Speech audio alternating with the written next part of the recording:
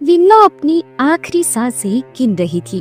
बुढ़ापे और बीमारी के चलते अब उसके जीने की आशा समाप्त हो चुकी थी।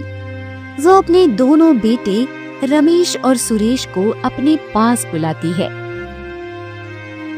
सुनो रमेश और सुरेश, मुझे नहीं लगता कि अब मैं बचूंगी, इसलिए मैं तुम दोनों को कुछ देना चाहती हूँ। अरे माँ, ये क्या क्या बोल रही हो माँ? कुछ भी बोले जा रही हो। हाँ हाँ माँ, तुम कुछ भी बोले जा रही हो। अरे तुम्हें कुछ नहीं होगा, तुम निश्चिंत रहो। कब तक हम ऐसी झूठी आशा पालते रहेंगे बच्चों? मैं समझ चुकी हूँ कि अब मेरा अंत समय आ गया है और मैं अब नहीं बच सकती।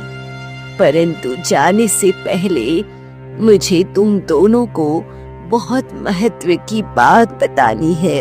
अरे कौन सी महत्व की बात माँ? मेरे पास कुछ अमूल्य और पुश्तैनी वस्तुएं हैं जो हमारे कुल में परंपराओं से आ रही है। मुझे मेरे पिताजी ने दी थी और उन्हें उनके पिताजी ने। मेरे बाद उन वस्तुओं पर तुम दोनों का अधिकार है। उन वस्तुओं से तुम अपनी समस्या से राहत पा सकते हो।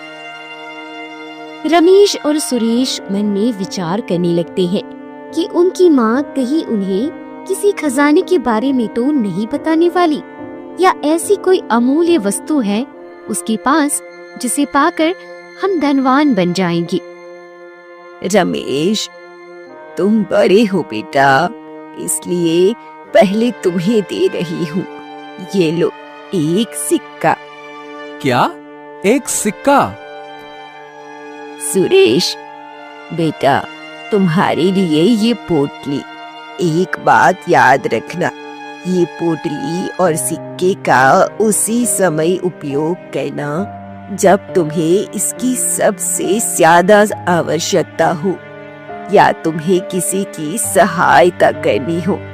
ऐसा करने के बाद ही तुम्हारा धनवान बनने का मार्ग खुलेगा। इतना कहकर विमला का देहांत हो जाता है।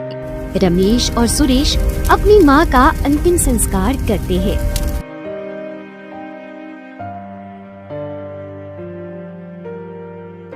भैया, माँ तो चली गई।